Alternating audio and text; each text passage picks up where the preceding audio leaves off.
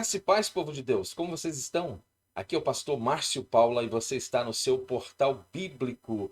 E hoje vamos dar sequência ao nosso estudo para a classe de jovens da CPAD, segundo trimestre de 2021, que estamos estudando uma temática maravilhosa comentada pelo pastor Natalino das Neves. E o tema proposto para este segundo trimestre é justamente o cuidado de Deus com o corpo de Cristo, lições da carta do apóstolo Paulo aos Coríntios para os nossos dias.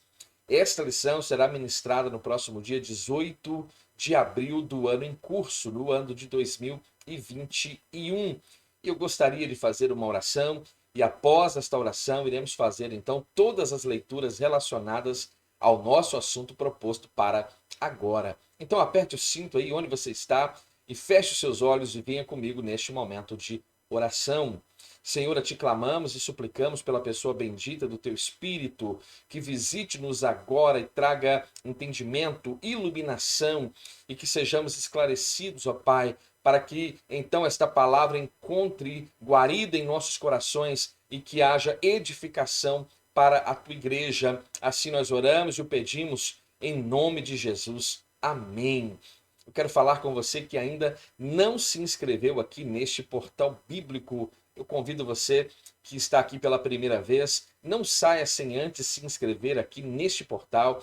Deixe o seu like, o seu comentário, que é muito importante, e nos faz saber o seu feedback a respeito do nosso conteúdo aqui nesta plataforma. Estamos já no segundo trimestre de 2021, classe de jovens, lições da CPAD, comentadas, como já disse anteriormente, pelo pastor Natalino das Neves. Então você tem total liberdade para disseminar esta semente no seu grupo eclesiástico, no seu grupo familiar e abençoar quem você ama através de uma boa reflexão bíblica. Se você já faz parte deste canal do YouTube, eu quero louvar a Deus pela sua vida, pelo seu apoio e devagar nós vamos crescendo nesta plataforma com a sua ajuda, com certeza.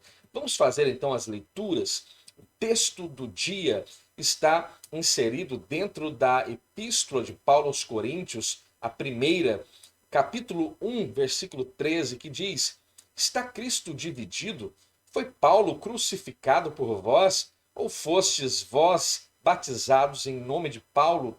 A nossa síntese ou verdade prática diz: as divisões e partidarismos demonstram a imaturidade espiritual dos membros da igreja de Corinto.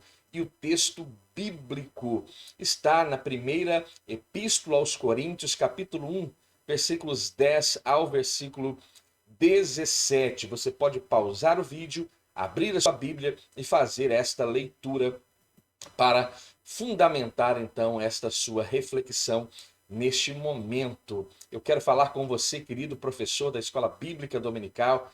Aplique o seu coração nesta lição, neste conteúdo especificamente de jovens, que de certa forma está totalmente vinculado com o assunto que está sendo ministrado na classe de adultos. Vou deixar aqui o card para as lições de jovens e também vou deixar aqui o card para as lições de adultos. As lições de adultos são comentadas pelo pastor Erinaldo Renovato e tratam justamente a respeito dos dons espirituais e ministeriais, servindo a Deus e aos homens com poder extraordinário. Lições também maravilhosas que também vão agregar muito conhecimento para você que tem se aplicado dentro das reflexões de 1 aos Coríntios. O tema de hoje: divisões na igreja. Os objetivos propostos para esta lição: ressaltar os prejuízos que essas dissensões causam no seio da igreja.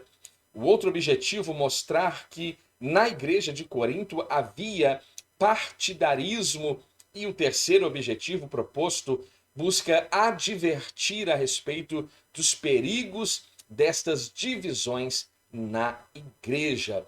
Quero deixar aqui para você, e é extremamente importante, algumas informações, alguns dados importantíssimos que estão relacionados à igreja de Corinto, como este sectarismo, imoralidade sexual, litígios entre os crentes, casamento e vida conjugal, comidas oferecidas a ídolos, sustento econômico de ministros, o véu feminino no culto cristão, desordem durante a Santa Ceia, abuso de dons espirituais, confusão sobre ressurreição e perguntas sobre ofertas. São os problemas que nós encontramos dentro dessa primeira missiva de Paulo aos Coríntios, com as suas respectivas referências bíblicas, para que você possa ler e compreender aquilo que o apóstolo Paulo está escrevendo aos irmãos de Corinto.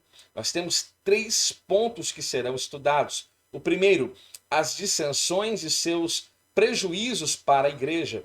O segundo, o partidarismo na igreja. E o terceiro ponto a ser abordado, as divisões e seus perigos. Dentro da primeira temática aqui então apresentada, uma exortação para não causar justamente estas ditas dissensões. A exortação então aos irmãos da igreja de Corinto pode ser encontrada agora especificamente dentro desta primeira missiva, mas quando falamos do aspecto igreja, nós podemos ver que todos os irmãos em Cristo podem encontrar exortação à luz de todas as epístolas que foram escritas pelo apóstolo Paulo. Geralmente, quando o apóstolo Paulo começa a exortar a igreja, ele justamente inicia este propósito para exortação, para aconselhamento pastoral, orientação a respeito do comportamento do indivíduo, daquela igreja de modo específico. E Paulo, como fundador desta igreja em Corinto, nutria grande amor por aqueles irmãos e ele jamais poderia deixar de exortar aquelas ovelhas. Mas era extremamente importante, era mais que importante, era necessário então que ele fizesse essa exortação, primeiramente com amor, mas também cheio de firmeza, como nós vamos encontrar esta característica nas epístolas paulinas.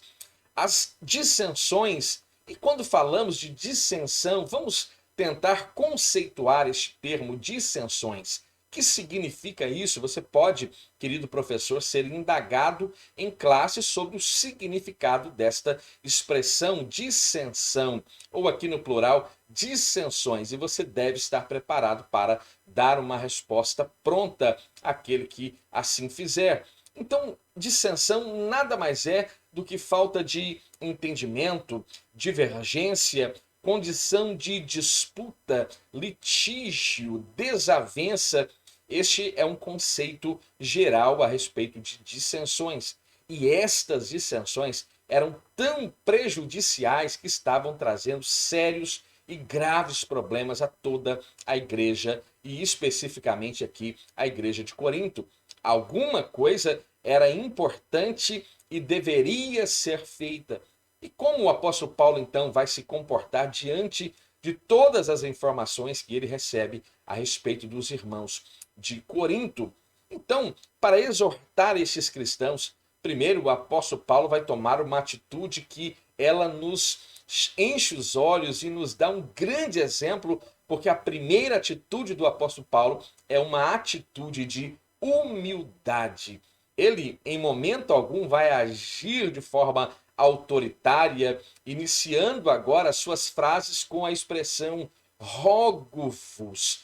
Paulo chama os irmãos de aqueles membros da igreja de Corinto de irmãos, rogo-vos, pois irmãos, sugere aqui claramente uma ideia de amor fraternal que iria mudar todo o enredo da recepção da mensagem que duramente Paulo iria apresentar aos irmãos coríntios.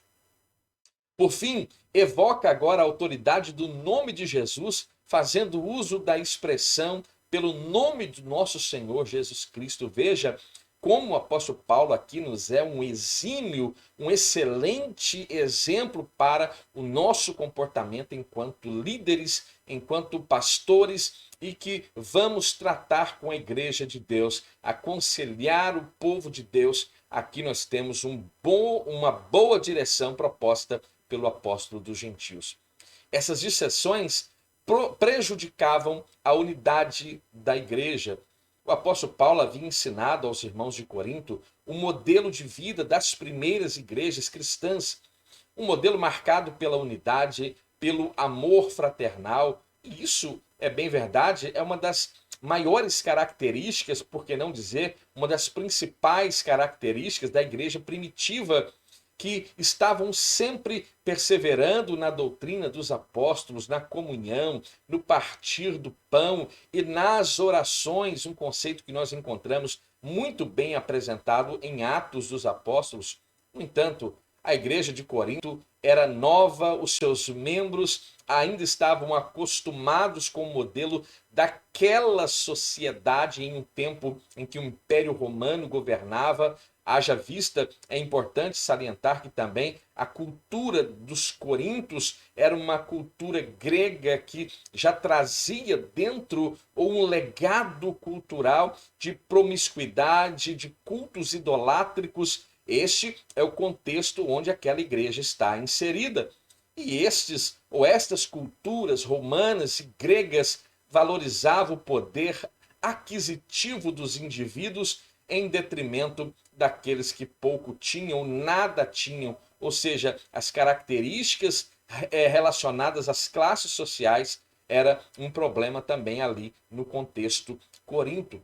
Ao contrário desse sistema social, nas igrejas cristãs, todos eram iguais. Quando nós lemos aquilo que o mesmo apóstolo Paulo escreve aos irmãos romanos, capítulo 10, versículo 12, ele diz: porquanto não há diferença entre judeu e grego, porque um mesmo é o Senhor de todos, rico para com todos os que o invocam. E esta é uma verdade estabelecida sumariamente em Cristo e que fora a base do ensino apostólico ministrado e divinamente inspirado, falando agora o Espírito Santo através da boca do apóstolo Paulo.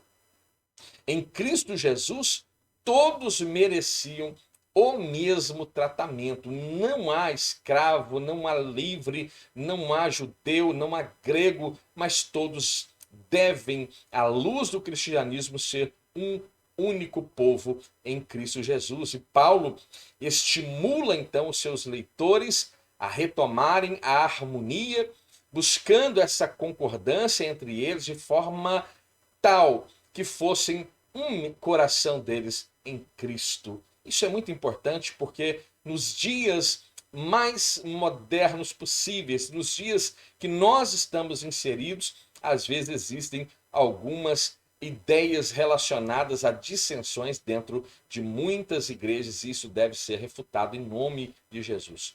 O apóstolo Paulo, então, identifica as fontes de informações, e nós sabemos muito bem que os da família de Cloe são os responsáveis por alimentar Paulo com todas as informações relacionadas aos irmãos da igreja de Corinto. Então, o apóstolo Paulo expõe diretamente o problema das contendas entre os irmãos e não vai esconder a fonte dessas informações.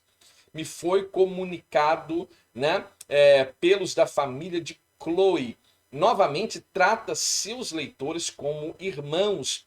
Então veja, o apóstolo Paulo vai abordar então os problemas internos, como por exemplo, os problemas de uma família fraterna, onde há um número de pessoas e seres humanos reunidos. É evidente que hora ou outra alguns problemas irão surgir, mas quando estes professam a mesma fé, quando esses estão ligados através da pessoa bendita de Cristo, eu creio que as coisas se tornarão mais simples de serem resolvidas. Os problemas deverão ser resolvidos com certa facilidade.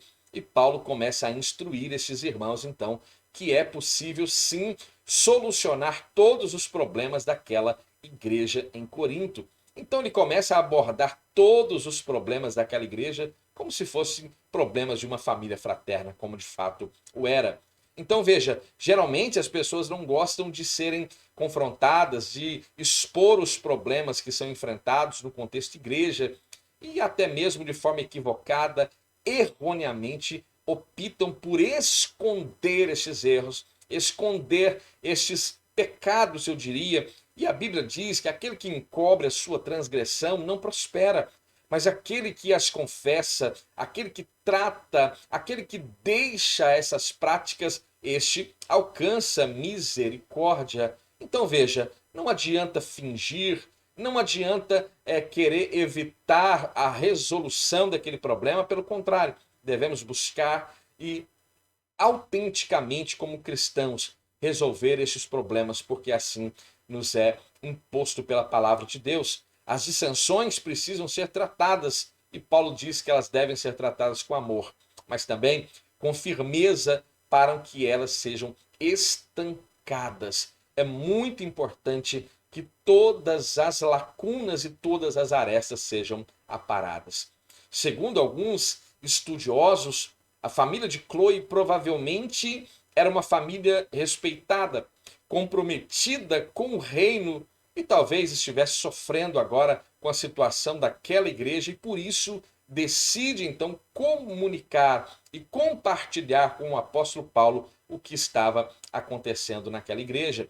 Certamente esta família de Chloe fez isso porque amava Paulo e confiava muito no apóstolo dos gentios, reconhecendo a autoridade apostólica que estava sobre a vida de Paulo. E é muito importante que tenhamos esta ideia, porque senão vamos pensar que ali há um povo semeando mais discórdia, quando na verdade está ali uma família preocupada com o enredo que está estabelecido naquela igreja, e eles conseguem enxergar em Paulo como aquele que havia plantado aquela igreja, uma pessoa capaz, idônea, cheia do Espírito Santo e com habilidade tal para tratar e abordar esses assuntos que até então, eu entendo, não havia ninguém ali capaz e com habilidade para lidar.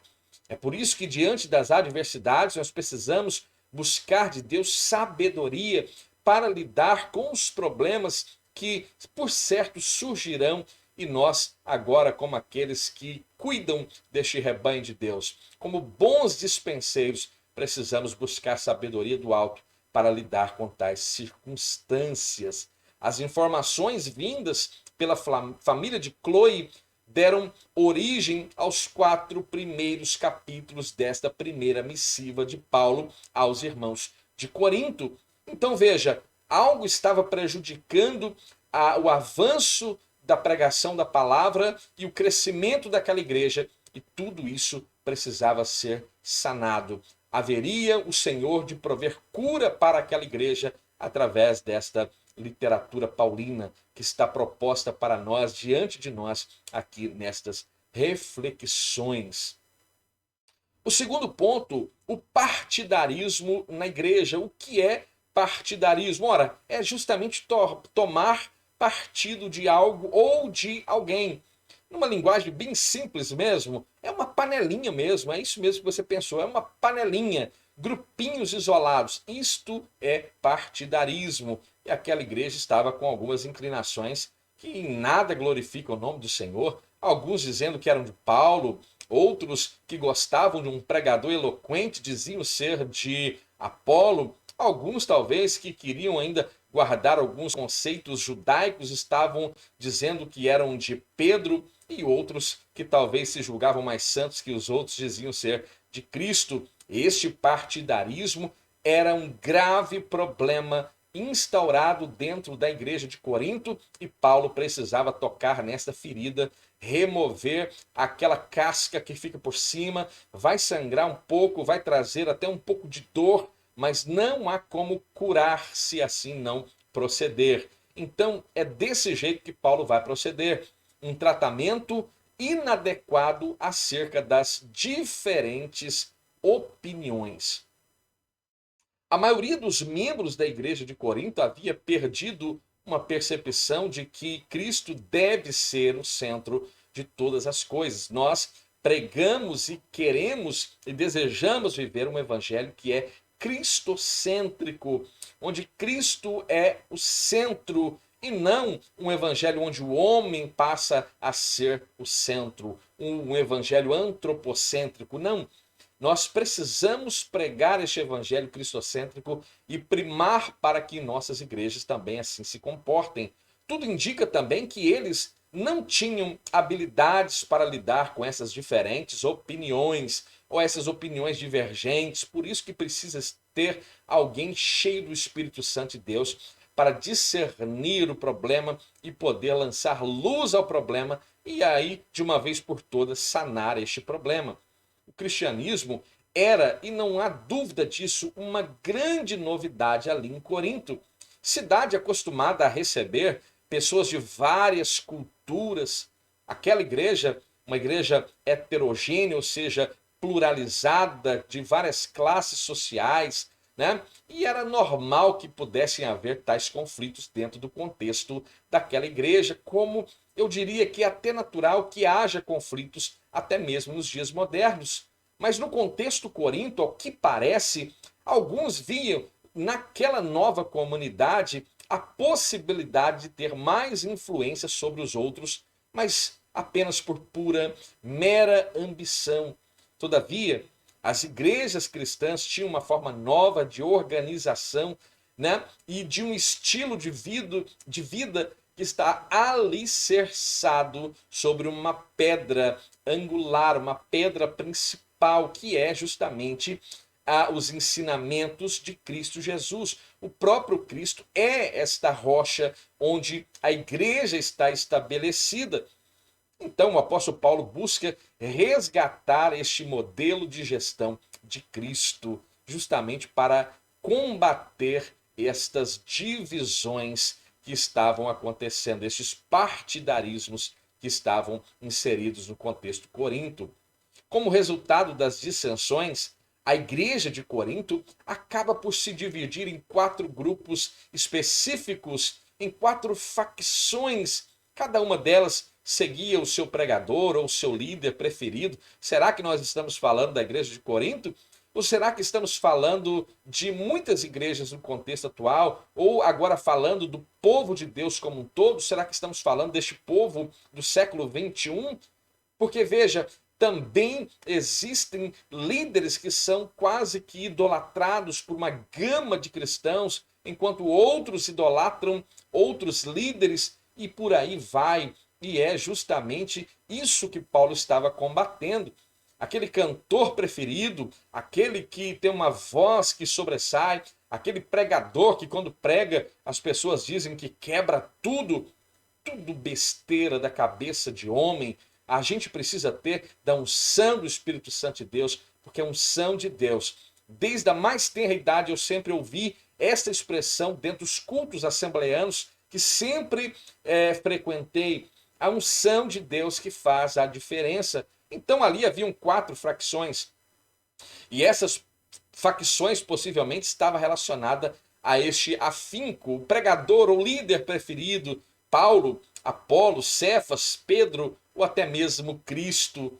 Mas esses servos de Deus, veja, nem mesmo Paulo, nem Apolo, nem Pedro, nem o próprio Cristo poderia corroborar ou achar que isso seria algo interessante. Pelo contrário, eles jamais concordariam com tal comportamento, né? Mas esses líderes lideravam a igreja visando confirmar o reino de Deus na vida de cada um dos irmãos.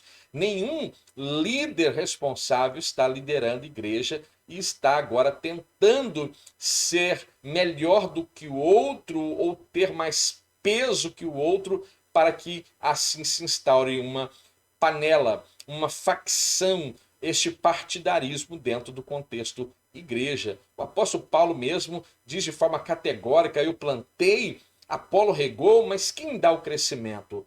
Veja, então Paulo está dizendo claramente que nem ele, Paulo, tampouco Apolo, poderiam e teriam agora poder para trazer o crescimento tão almejado, senão pela pessoa bendita do Espírito Santo de Deus. Então Paulo se diminui também a Apolo e enaltece agora o Espírito Santo como aquele que confirma, como aquele que traz o crescimento. Os crentes da igreja de Corinto erroneamente usavam o nome de Paulo, usavam o nome de Apolo, o nome de Pedro e até o de Cristo para formarem as suas facções, os seus grupos que se rivalizavam dentro da igreja para verem ali quem teria mais poder e autonomia, tudo visando este poder, ambiciando este poder. Talvez influenciado pela cultura grega, da veneração a heróis da mitologia grega, né? Ou culto às suas personalidades. Paulo não se alia em hipótese alguma nem aqueles que se diziam seus seguidores exclusivos. Pelo contrário, Paulo, cheio de carinho e de autoridade do Espírito, refuta tal comportamento que deve também ser combatido nos dias atuais. Os tipos de grupos rivais.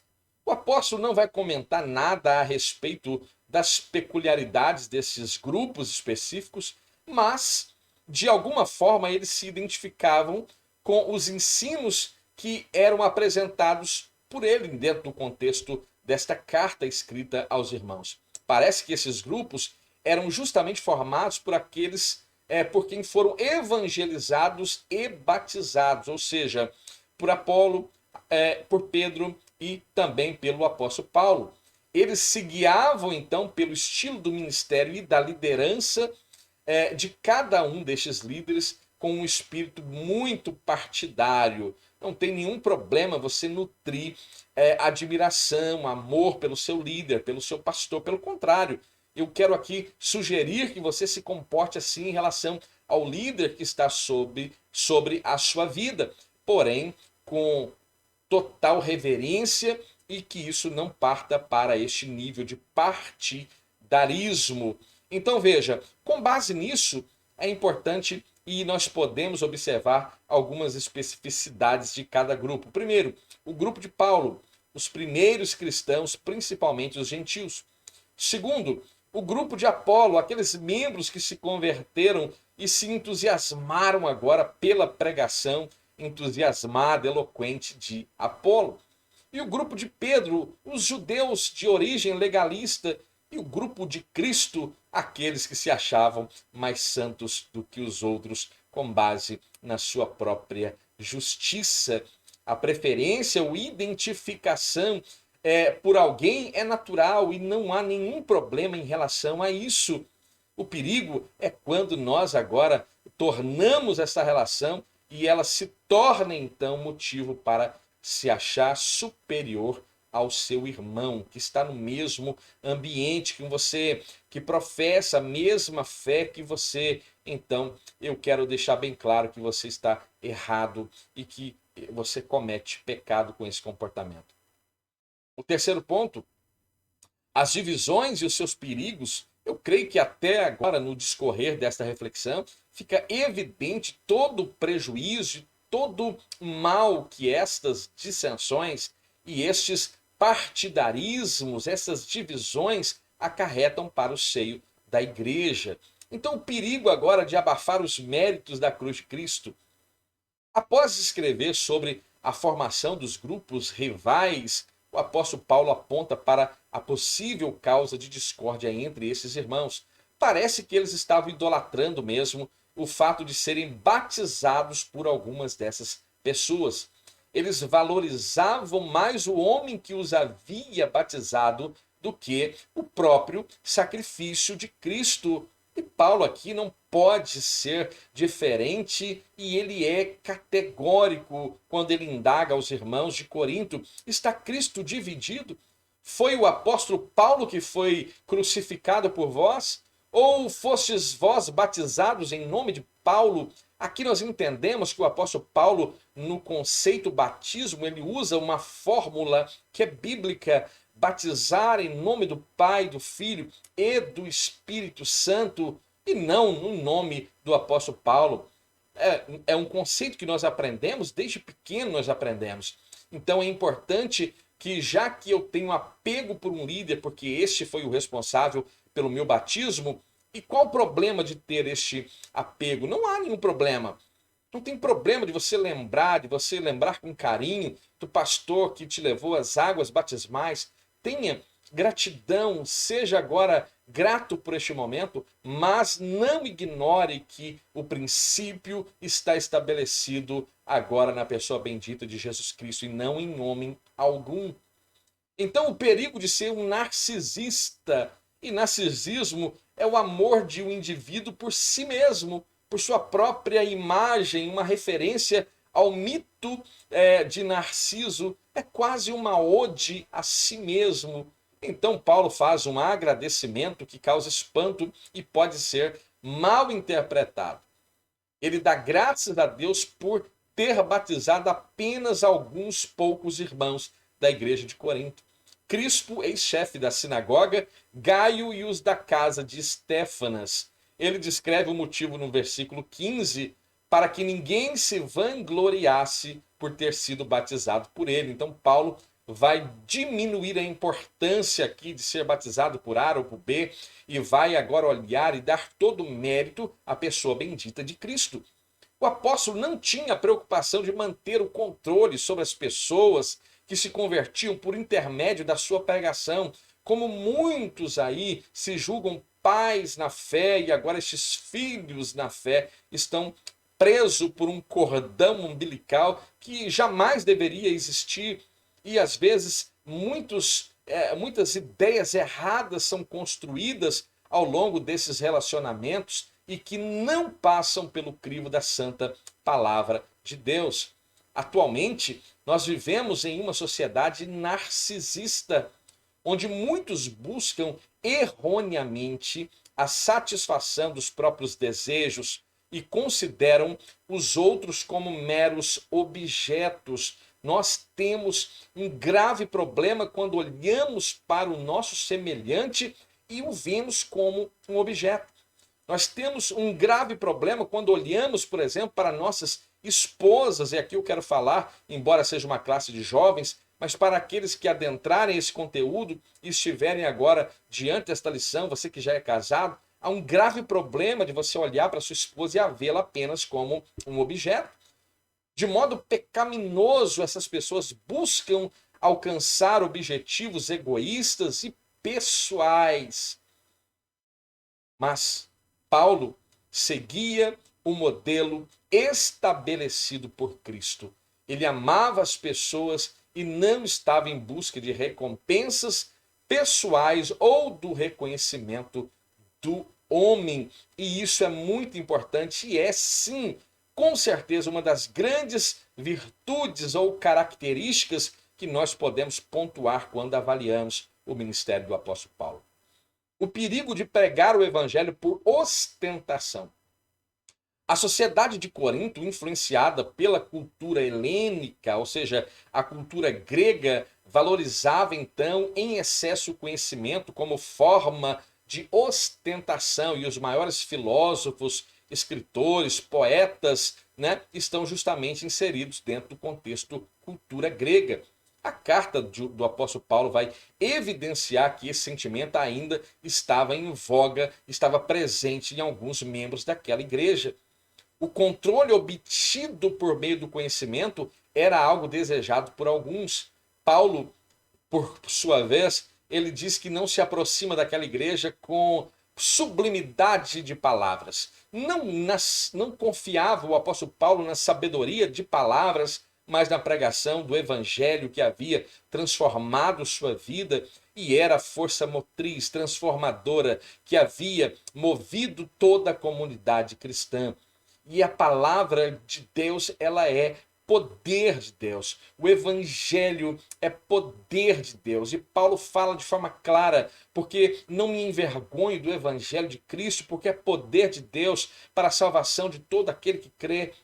E Paulo também fala com muita reverência, ele não se ensoberbece por ser um exímio pregador da palavra, pelo contrário, ele diz que se prega o evangelho, ele não tem que se gloriar, porque é uma obrigação que lhe é imposta. Nós que admitimos a fé e que agora professamos Cristo como único e suficiente Salvador, também nos é imposta esta obrigação de pregar as verdades contidas dentro do Evangelho. Nos dias que estamos vivendo, é comum ver pregadores confiando apenas em sua capacidade intelectual, desejando somente a promoção do seu nome, vendendo cursos na internet para ensinar os pregadores. Eu não tenho nenhum problema com relação a isso, mas a questão da unção não é mais bem-vinda. A questão do chamado para o ofício ministerial já não é mais algo requerido, me parece, e as pessoas, estando elas bem preparadas com sabedoria humana, parecem estarem atingindo o apogeu de um ministério enquanto na terra. Mas o apóstolo Paulo está nos mostrando que não devemos nos apegar a palavras de sabedoria humana, mas depender única e exclusivamente do poder que nos é dado através do Espírito Santo de Deus. Com isso, não desprezo os cursos de teologia, acho extremamente importantes, relevantes. Todo cristão que pode, deveria sim sentar em uma classe de teologia para aprender, sim, mas eu não posso achar que dentro de uma classe de teologia eu vou alcançar aquele mistério que é revelado pelo Espírito Santo de Deus, que eu vá alcançar agora a unção do Espírito Santo de Deus. Não, aí eu não posso pensar dessa forma, porque eu estaria indo contra a minha consciência que me diz que a unção, ela que distingue o indivíduo, ela é dada através da pessoa bendita do Espírito Santo. Então, a pregação do Evangelho deve ter como objetivo projetar o pregador e nem trazer benefícios próprios, mas exaltar a Jesus, a eficácia do seu sacrifício na cruz do Calvário, e o beneficiado deve ser aquele que nele crê, pois o Evangelho é o poder de Deus justamente para a salvação de todo aquele que crê. Se você ficou até aqui, eu quero muito lhe agradecer. Não saia sem se inscrever, deixe seu comentário, seu like, compartilhe no seu grupo eclesiástico, no seu grupo familiar e abençoe quem você ama através de uma boa reflexão bíblica. Como vimos, as divisões internas na igreja de Corinto estavam prejudicando a unidade daquela comunidade e tirando o foco principal na missão da igreja.